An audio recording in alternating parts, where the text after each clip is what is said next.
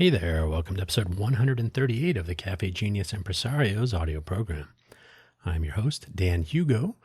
We're recording this at 6:19 a.m. Pacific Time on Friday, October 17, 2025. We publish new episodes of Cafe Genius Impresarios on Fridays, so we're a little bit ahead of schedule today, only just barely. Today's title and topic, Cohesive Coherence or Coherent Cohesion. What a word salad that is. If you are not familiar with the Cafe Genius Impresario's audio program, or Cafe Genius for that matter, a quick rundown. I say the same thing every week. Cafe Genius was formed in January of 2022, part of getting the initial pitch workout room up and running, just to have a name attached to it. The name was formed from Cafe Centro, spelled with two F's. Cafe Centro, the where startups start, a coffee shop in South Park in San Francisco, across the street, mostly across the street from the ballpark. I think it used to be Pac-Bell Ballpark. Then it was AT&T Ballpark, and now it is Oracle Ballpark, as far as I know. Haven't been there in a while. Cafe Centro, a place I had been to several times, but not many. Maybe 5 times. A nice, cute, quaint little place in a real park with real park benches and trees and grass where startups start. Unfortunately, it did not survive the pandemic for too long after all that, everything kind of opened up again. But Cafe Centro, where startups start, we need a few Cafe Centros in the greater Vegas area. So Cafe with two F's. Genius, named for the genius lunches we used to have in the downtown project area. I was not a part of the downtown project myself, but I was adjacent. I was traveling the world for Intel. So if I was in town, I would often get invited to a little ad hoc gathering of people that were pursuing their startups and whatnot. It was a random gathering to just see who's doing what, who's working on this, that, the other thing, what's up, what's down, the gossip. How are your trips? How are your travels, et cetera, et cetera. So it was a good time. So Cafe Genius. And then the impresarios, those are the people like us who are doing things. Spelled with two S's, of course, a less common, nonetheless correct spelling. Cafe Genius Impresarios. We've had interviews before. Maybe we will again. Probably going to go with video interviews, so these audio essays can be audio only. And you can just listen to me talk about critical things of great import, such as today. So episode 138, it is now 6:22 in the morning. Time flies. So let's get started so we can get finished. If you are not familiar with these audio programs, I will remind you, hopefully wherever you found this audio program. If you're not familiar, I don't need to remind you. Otherwise, I hope wherever you found this audio program, you're able to locate the episode description, which contains the show notes, including a brief summary of 2 sentences, one long one, one short one. I will read them.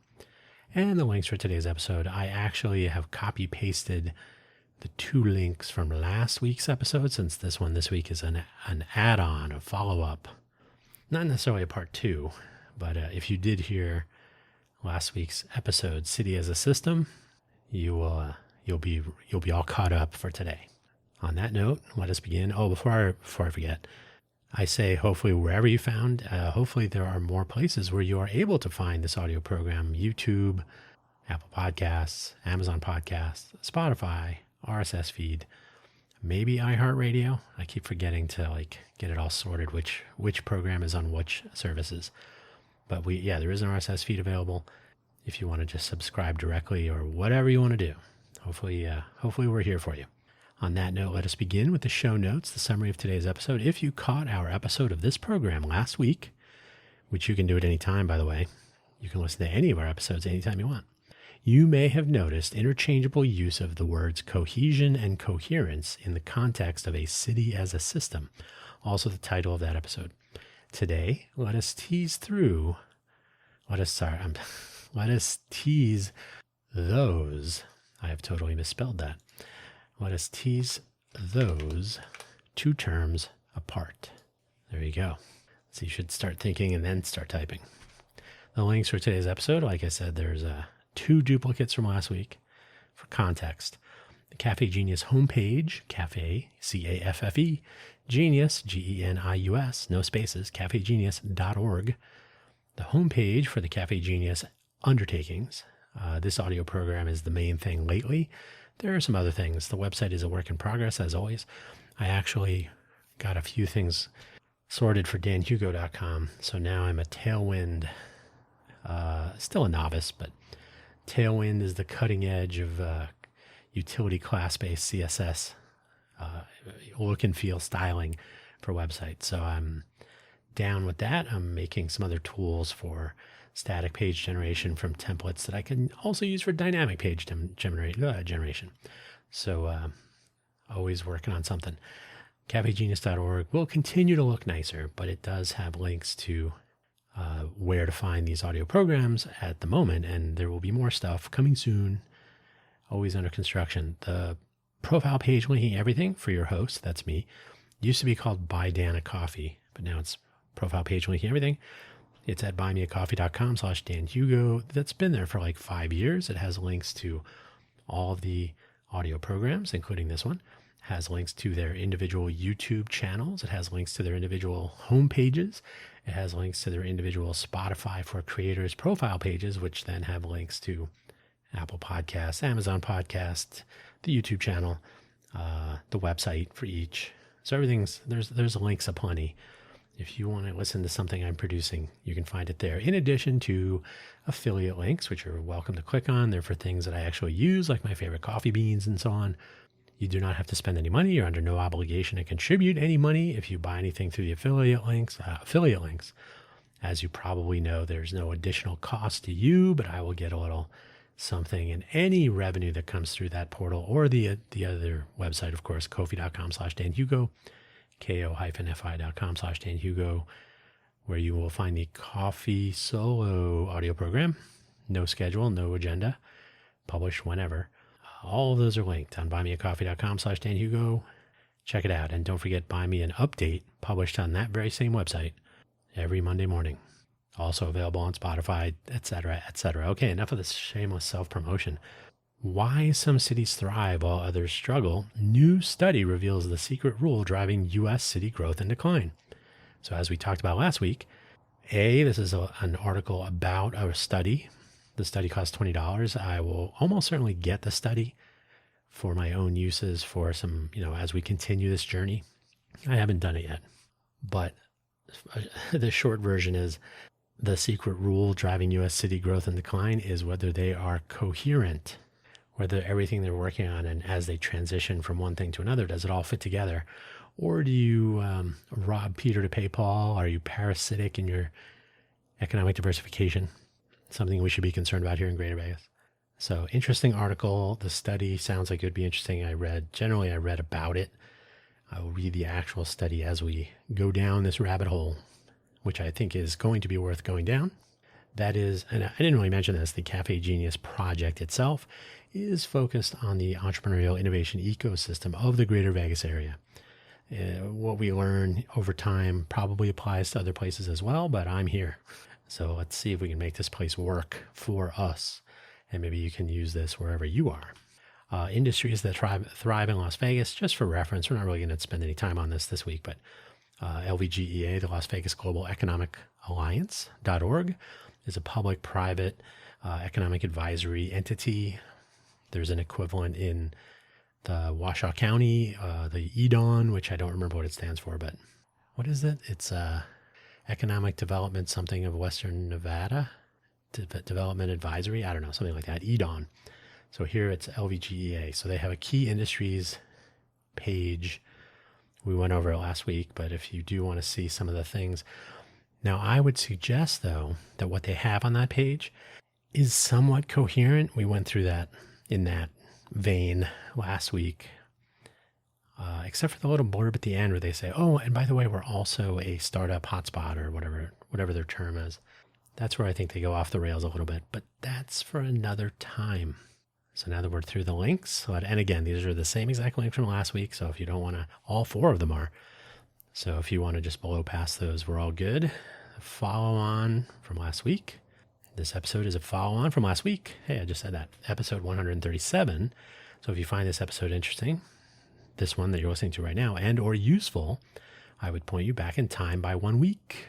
Catch up on that one. The 2 links I have in the episode are from last week for reference. Okay, I think I've said all that enough. Hopefully no more repeating. As you heard in the summary, cohesion and coherence were used interchangeably.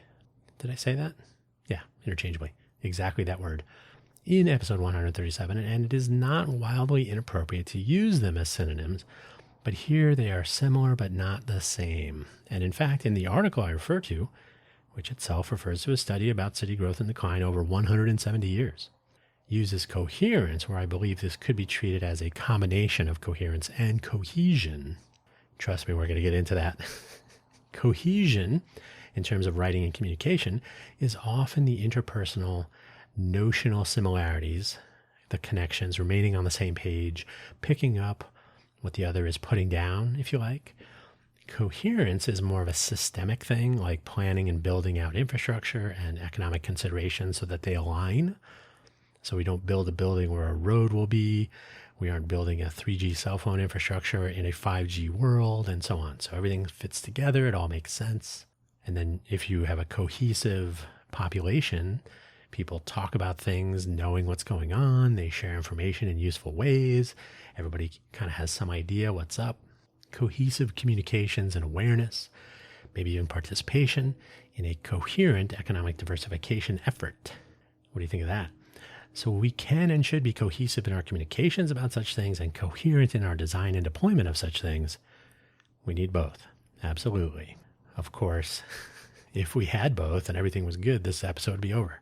So let's start with cohesion weaknesses, in my opinion. You can disagree with me. Most people do. In our city as a system, a lot of moving parts would do well to align, like the transmission in a car or the complications and workings found inside a fine watch. The parts need to fit together and move together.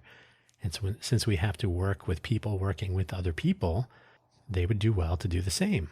We do this through cohesive communication, which we might even refer to as the elusive big picture that we all want to understand. On the page we all want to be on, maybe together. Or do we? Greater Vegas has local media, our 2 newspapers of record, the Las Vegas Sun on the left and the Review Journal on the right, classic television stations with active websites featuring articles and media, 2-minute segments, etc. It's actually not bad. And a variety of websites providing some useful and less useful information about what some people would really like to know, with LinkedIn the go-to place to try to figure out what some of those things are. If you are not connected to the right people on LinkedIn, you might miss out. Trust me, that is what's up. So there is not a high priority assigned, from what I have been able to observe over the last decade or so that I've lived in the Greater Vegas area, as an entrepreneurial or innovation person, innovator, entrepreneur, one of those. So there's not much connection or a high priority assigned to connection of coherent information sharing at large in a cohesive manner. See, I kind of already have swapped them around. So let me correct that. Cohesive information sharing at large about coherent happenings. I'll probably do that again. This, by the way, is one of several things the Downtown Project people did well, believe it or not. Some people think the Downtown Project retrospective is about some sort of Tony Hsieh contempt or something. Absolutely not. He did a lot of good things that we should learn from. He also did some things that we should learn from that were not as good. That's how life works. A focus on frequent meetups like the community dinner, weekly at Work in Progress, and the Downtown podcast, a weekly video production with a live audience and actual production value, among other efforts. So they actually had information sharing built into the system, whether it was in person or online with a video podcast. They did eventually go to live streaming for a little while. So pro-action, keeping people up to date on what's up. And those are just 2 examples. There were other meetups, there were other engagements. The Downtown Lowdown, periodically, it was either quarterly or bi-monthly. I honestly can't remember, and I could check. But the important thing is they had it multiple times in a year. So you could go to the Downtown Lowdown. It was at the Learning Tree School, I think it was, next to the container park, if you know where those things are. I'm giving you a familiar location, so I apologize for that.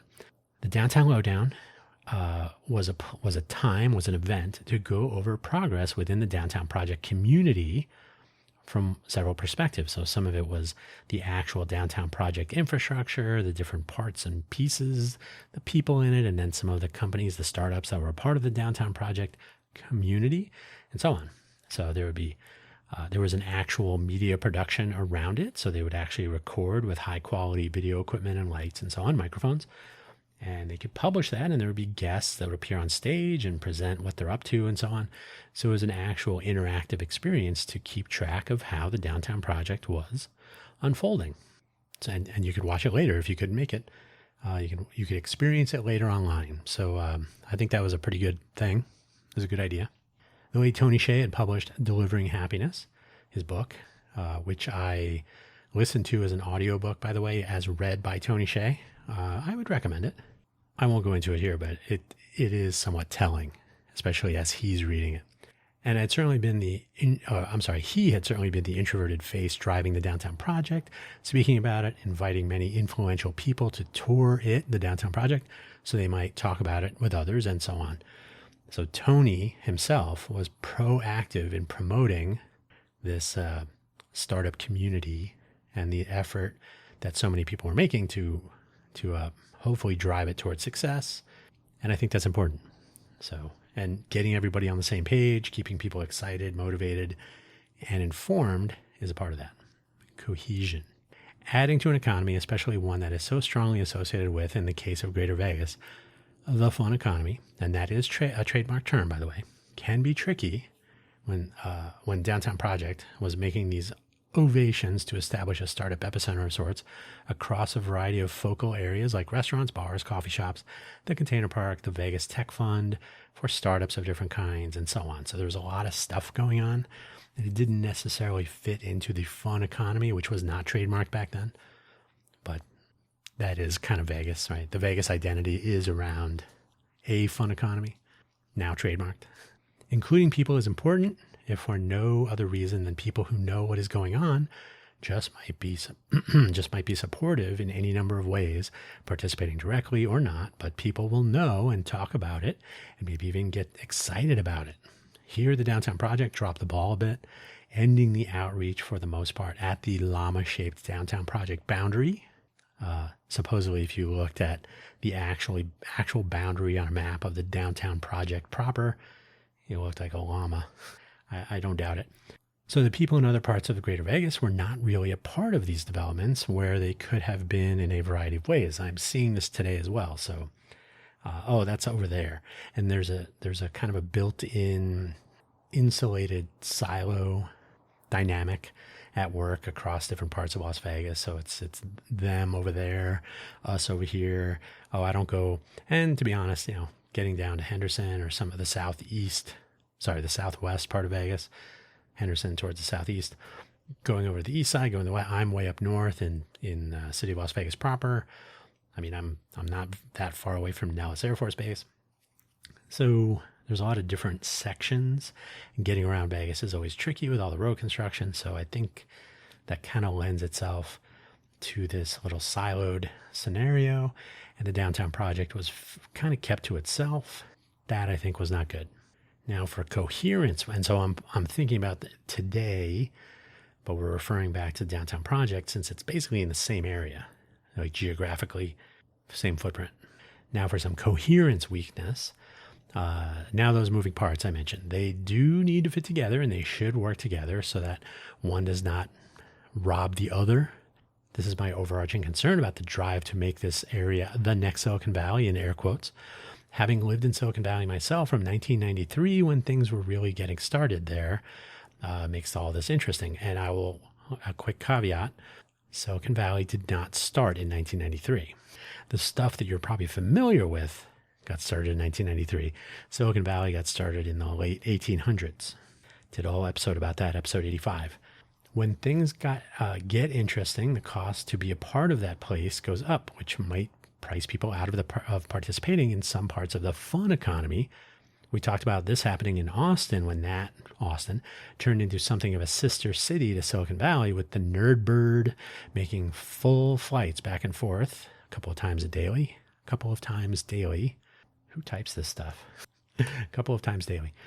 I have mentioned many times that referring to our entrepreneurial innovation ecosystem, using that term ecosystem, which has a biological environmental analog that maps directly to, or nearly directly, and it is difficult and expensive to make substantial changes to either form of ecosystem so that it remains healthy and vibrant, perhaps viable. So in other words, I always refer to the entrepreneurial innovation ecosystem. The use of ecosystem is fairly commonplace when it comes to economics, economic regions, city, county, etc. So we have an ecosystem, and an ecosystem is the interplay of the components, sometimes parasitically, sometimes symbiotically, etc. So it's important to understand that you cannot simply snap your fingers or sprinkle money on top of a desert and turn it into a rainforest. And that's somewhat apropos because Las Vegas is a desert and has already been converted into an air-conditioned desert. So we've already exerted a lot of energy and expense to maintain the greater Vegas area in the form it is in today. So to make a substantial change, to change the type of businesses that operate here, the type of people who live here, their skill sets, their pursuits and so on, it's not trivial. And I believe some people think it is. It's not. And it's important to remember, I've heard people refer to, wow, we could be the next Silicon Valley. They go back to Silicon Valley and they look around and they think, yeah, why couldn't we do this? Because people are often looking at the current state of Silicon Valley as though you can just do this. And once again, I'll say Silicon Valley really got its start in the late 1800s, episode 85, we went into that. Leland Stanford selling picks and shovels to miners for a gold rush, 1849, starts Stanford College, Stanford University. The ball begins to roll, and that's not in 2008. It's sometime after 1849. So I should know when Stanford broke ground to build the school, but we did that, 85. If we take another look at the downtown project, I can say for a fact, based on my own interactions in these areas contemporaneously, that the project itself was far too introverted itself. For all of the outreach and telling the stories, they didn't do it here locally beyond that llama boundary. Too much internalization of the actual efforts, with these two examples of weakness that I saw and learned about directly. Reaching out beyond that llama boundary, not only with words, but for operational engagements like they could have done with UNLV and what I like to call the local talent pool in general, wasn't really happening. My discussions with UNLV about implementing a clinic program, very similar to what I had gone through when I was in college at Harvey Mudd College. This was like a senior, this was to be implemented at UNLV as a senior project that is sponsored by an external company, which would have been a great bridge between this growing startup center in the downtown project and a growing talent pool at UNLV, literally down the street. It was very clear that there was nearly zero communication between UNLV and the downtown project.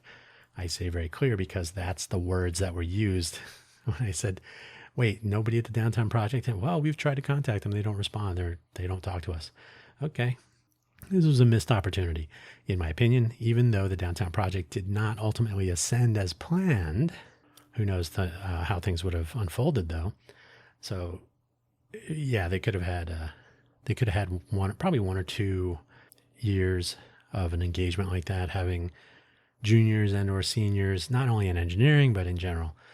So students participating in a senior project style engagement, so they get a grade and so on, funded in part by startups in the downtown project to increase their access to a talent pool in the current, at the current time, contemporaneously, but also to develop a pipeline of talent pool into the downtown project.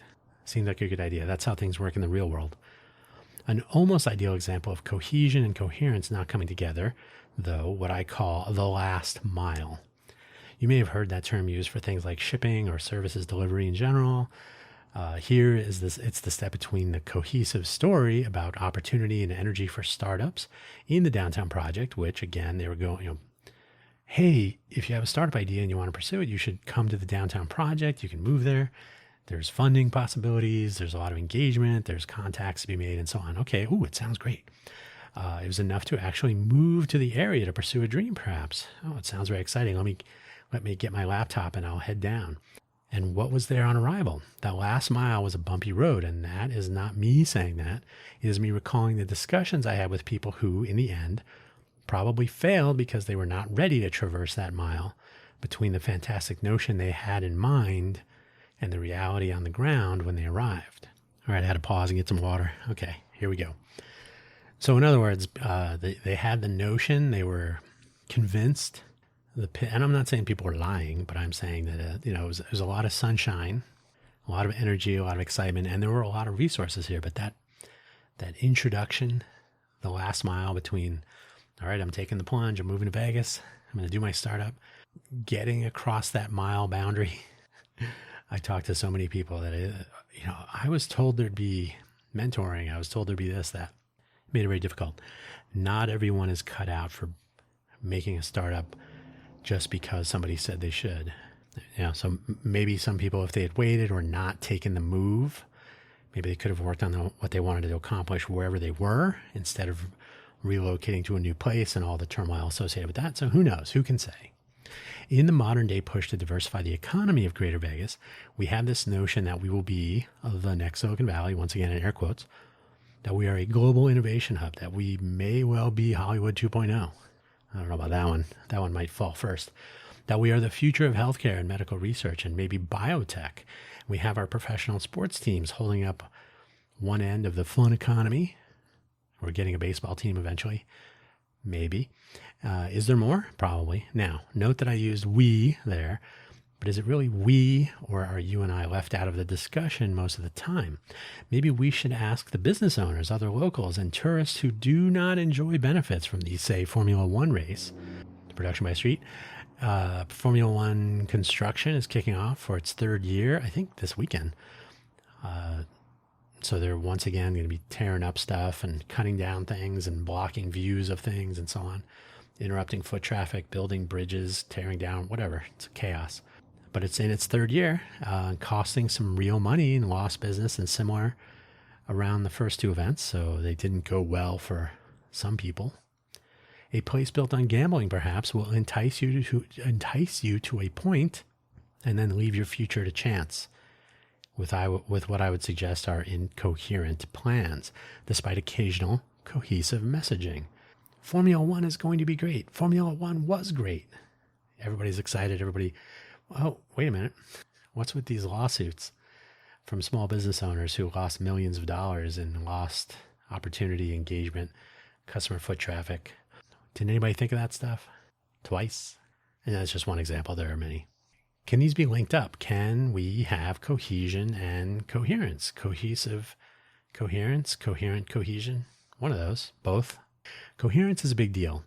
It will take some actual communication, which means rational discussion among people with good intentions and relevant insights and some actual ideation over time to chart a course that makes sense. That would be nice.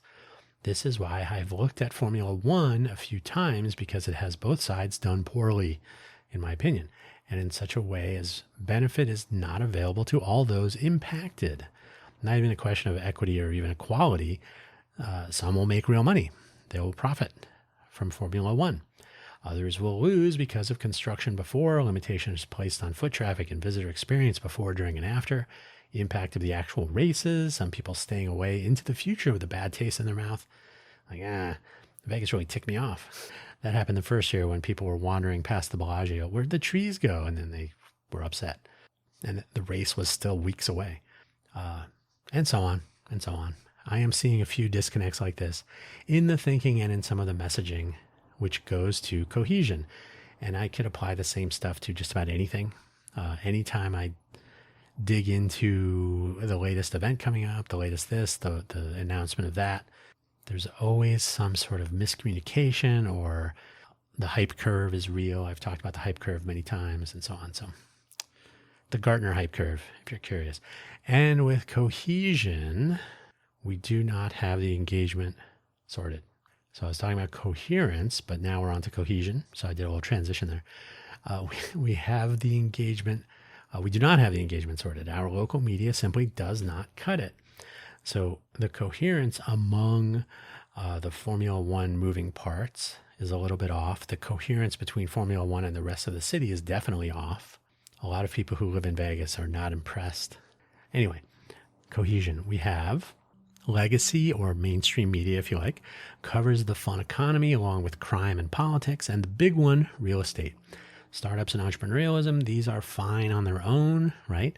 We don't need to cover those. I think that's the general consensus among our different mainstream media outlets. And besides, when people think Vegas, they are not thinking about startups. They are thinking about fun. So startups are on their own. We have now occasionally there will be a story here and there. What do you call it? A human interest story, 2 minutes. Local high school students win a prize, whatever. I've seen those. Great.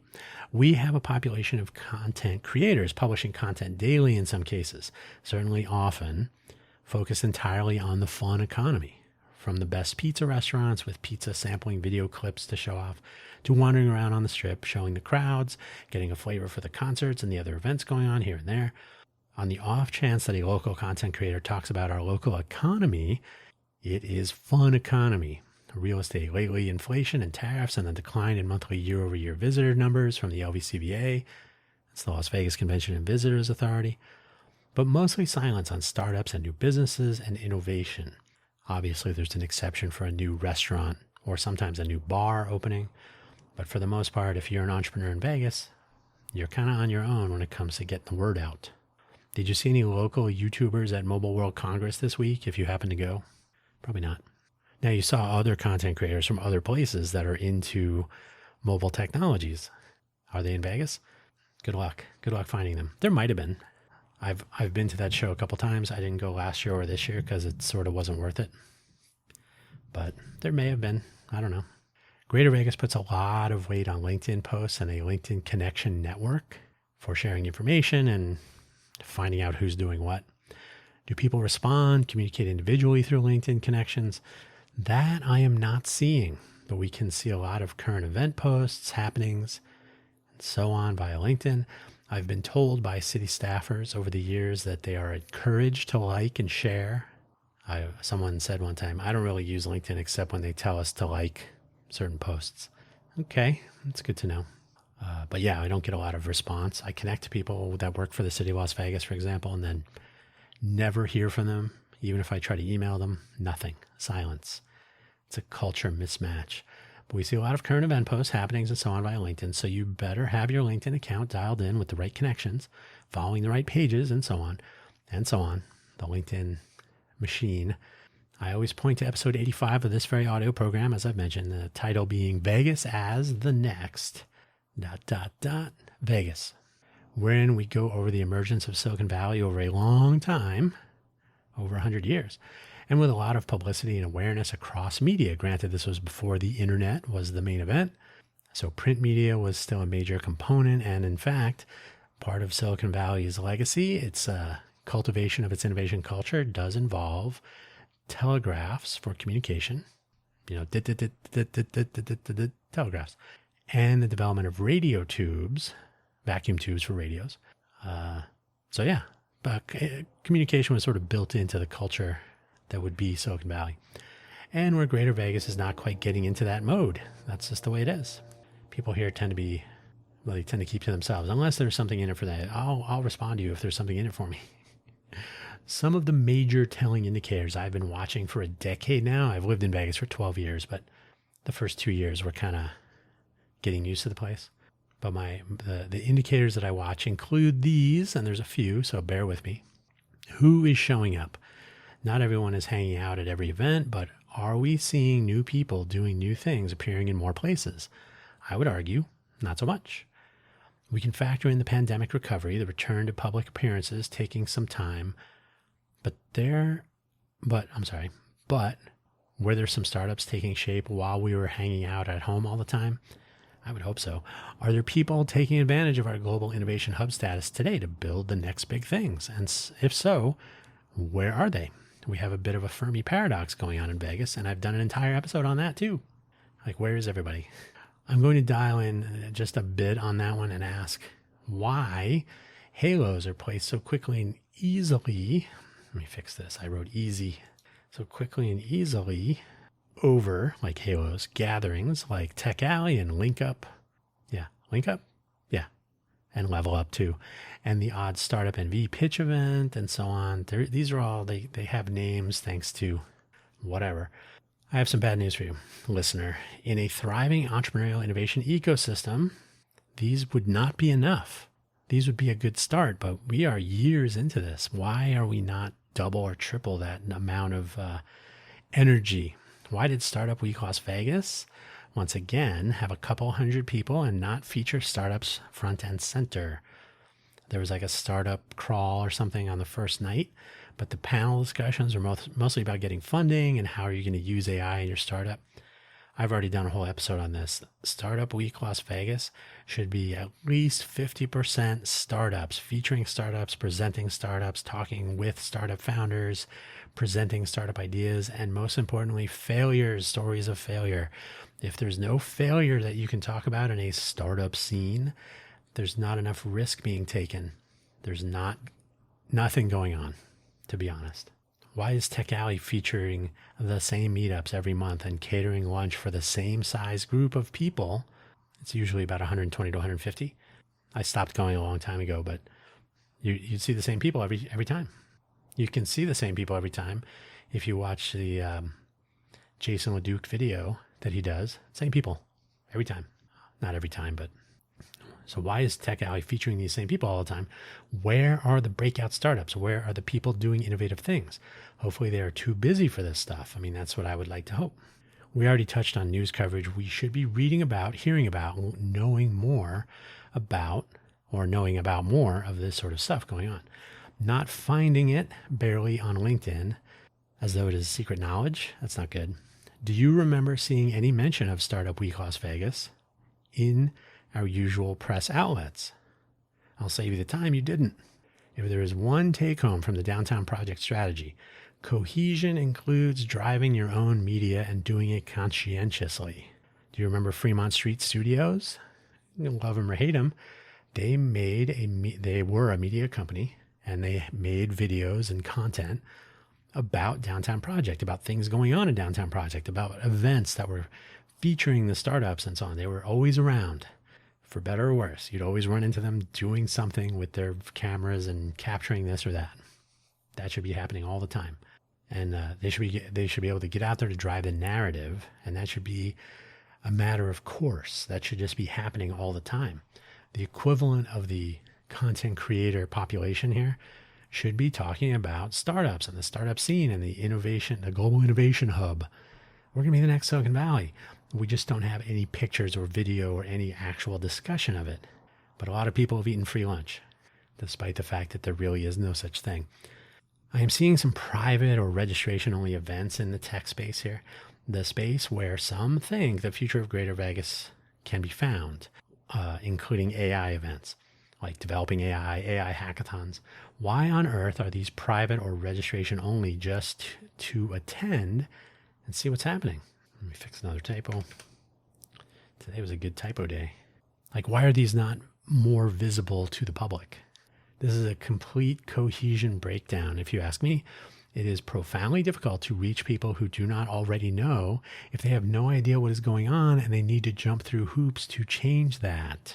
There's an AI Tinkerers event to Monday, October 20th. How do I know that? I can't even describe it. Random chance came upon this event. You can go, but you have to register, and you have to register whether you're presenting an idea or you just want to watch. And in order to do that, you have to fill out this form, and I think they have to approve yours. It's just ridiculous. Just tell people where it is. Obviously, coherence would mean less drive from the top for all these diversification efforts. Well, maybe that's not obvious.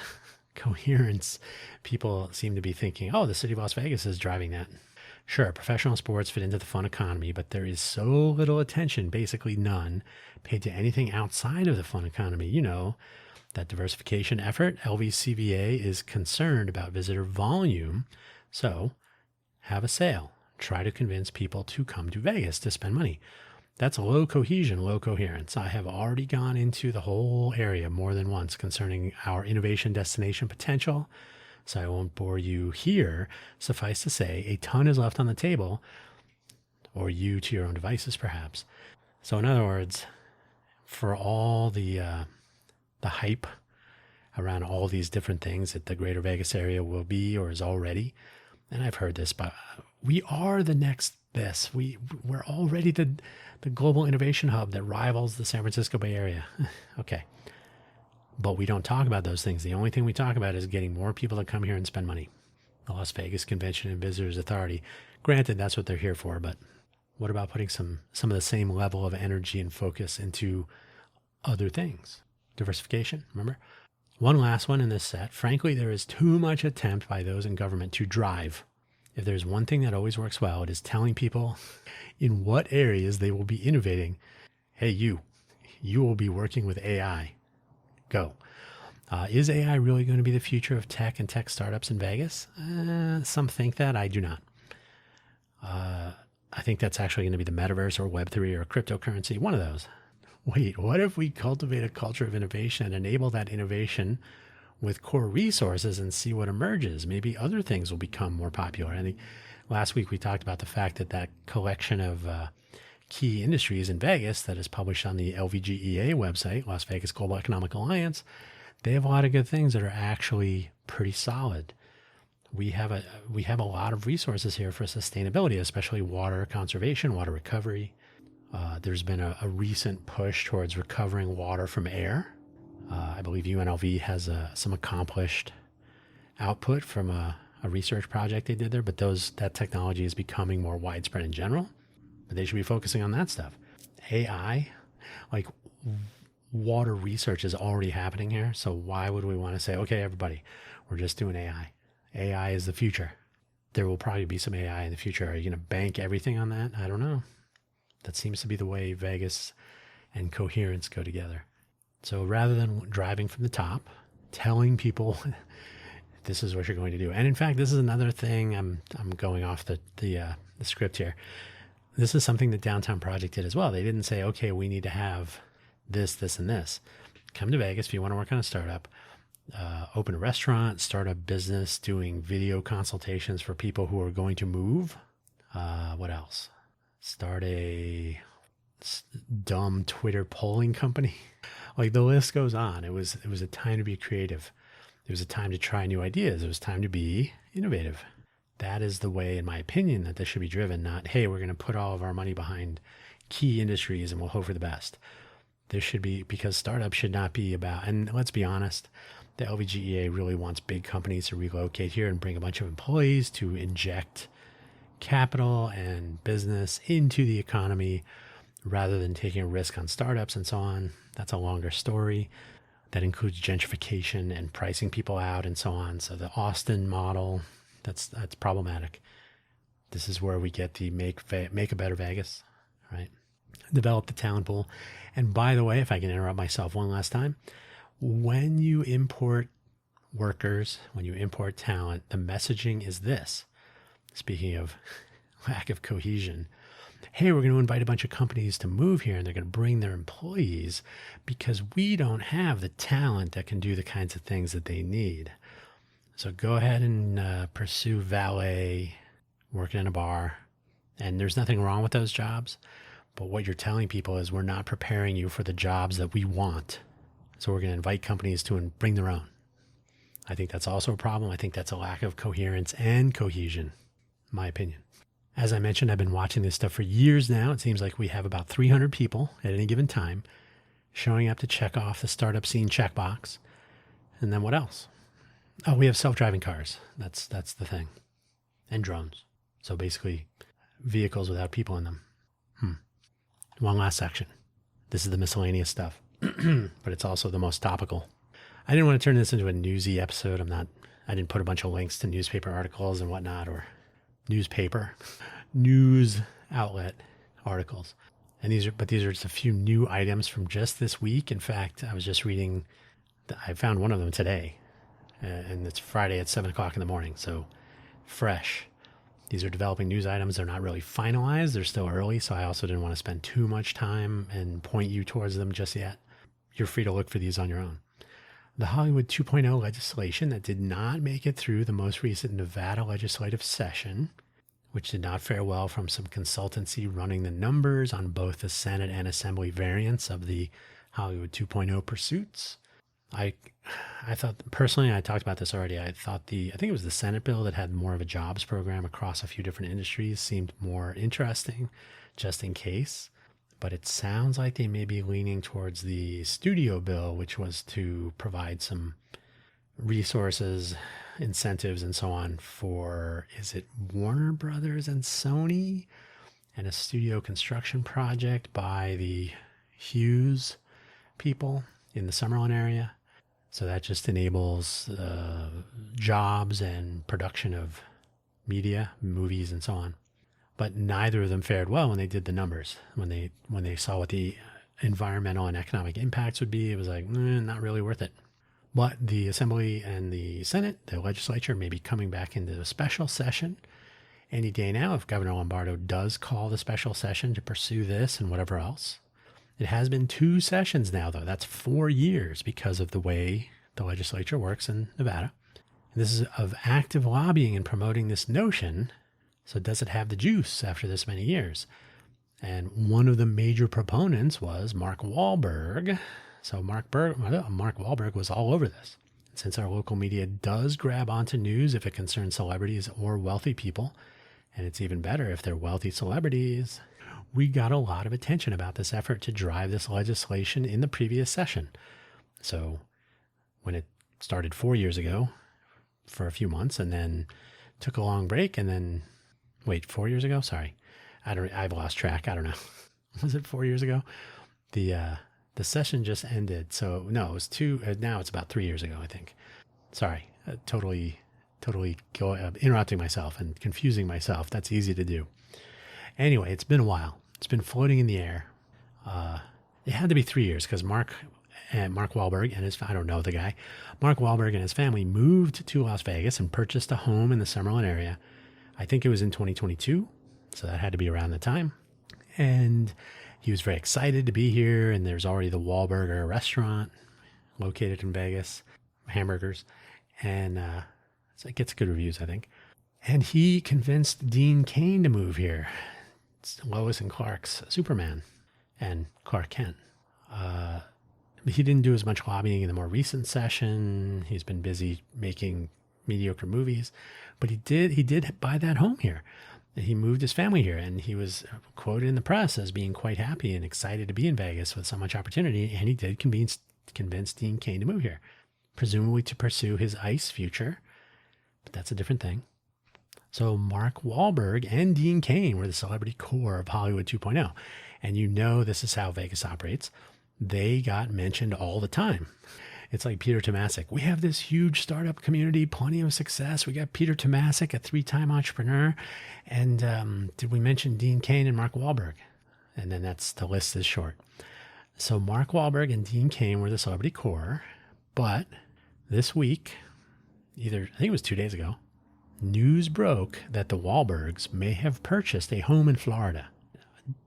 I believe it's double the cash value that they purchased it for in Delray Beach area, I think it was. We're not going to go to visit him, so wherever. It's somewhere in Florida that he has hung out at a bit. Unless there's a Delray in California, but Palmdale, I think it was, and Delray. Either way, they are not in Vegas. So it might have to come down to Dean Cain, if anybody has his phone number, to get this Hollywood 2.0 thing rolling. In other words, we don't have Marky Mark to kick around. People want to come to Vegas sometimes. And when they do, they may want to drive out from Southern California. But why do all that driving, especially when you're driving home with less money? Why not build a Brightline West? Brightline East has been doing great stuff in Florida, of all places. They've been a success, except for their missing interest payments on their financing. which I think led to a bond issue, the bonds they had float to pay those. So when Brightline West announced a huge budget increase recently, like 2 weeks ago, I think, to get this train from Vegas to, I think it's Rancho Cucamonga, I think, somewhere over there. Where I went to college is not far from Rancho, so I'm familiar. Some eyebrows did go up, though, now connecting the BW, the Brightline West, to the Desert Corridor high-speed rail project is maybe getting near the edge of the table, like it might fall off the table, no longer being on the table, perhaps. It's a lot of money. I mean, we're talking billions of dollars, and that does require cooperation from the federal government, and, that might not happen. So it's lots of money, but for what? We already got little, if any, mention in Startup Week Las Vegas of that. How will Global Entrepreneur Week turn out? And again, this is one of my indicators, is how much attention is paid to these startup and entrepreneurial and innovation-oriented events and happenings. Hint, it is in November again. It will probably appear right next to the Formula One related news items, just like previous 2 years. And you saw those, right? Because they didn't happen. There was no mention. You pretty much have to know that Global Entrepreneur Week is happening. And because it is global, they didn't do this on purpose. They didn't align it with Formula One on purpose, but that's the way it is. But there is a global focus on entrepreneurialism for a week. So you would think something would be mentioned, that there is a strong participation in this event, in not only in Las Vegas, but also in Reno. So statewide participation. You would think the GOED, the Governor's Office of Economic Development, would be pushing on that, like they should have been pushing on Startup Week Las Vegas, because they were the main sponsor of it. I guess they don't talk to local media. I don't know. So you probably didn't even know about Global Entrepreneur Week. Good luck. We are coming to the end of this episode. Promise. Really, we really are. So let me underscore these 2 facts. Greater Vegas lacks a cohesive environment where a large chunk of the population can get onto a page together, get on the same page, and be a part of building energy, interest, and maybe entering the entrepreneurial innovator fray. Like, oh, I didn't know this was a place where I could tackle my startup dreams. I didn't know. Nobody told me. That's how it works sometimes. Maybe be a part of the developing a coherence to it all. If people knew about it, they might say, oh, more people should know about this. Oh, I know a thing or two about city planning. I know a thing or two about economic development. I know a thing or two about related things, right? More ideas, more ideation. Maybe more coherence would fall from it. While we're at it, let us stop looking to the next, or trying to be the next something, or something 2.0, right? The next Silicon Valley, Hollywood 2.0, all this. Focus, as I have said many times, on being a better Vegas. There's plenty of work to do there. Mix up some ongoing cohesive discussion with a coherent plan, even one that is in active development, right? We can pivot, we can change. That's how we don't have to commit to a path and go, oh, this was wrong, but we're stuck on it. No, that's innovation in action. So we have some idea how we might accomplish a diversification effort without cannibalizing the existing stuff, like that fun economy, which is now trademarked, by the way, at the UNLV Office of Economic Development. Congratulations, Bo Bernard. Hard work. Mission accomplished February of 2025, if I recall correctly. Because the fun economy trademark is actually important, or it has been. Hopefully it will continue to be. We shall see. I will end it here. Well, not right here, but soon.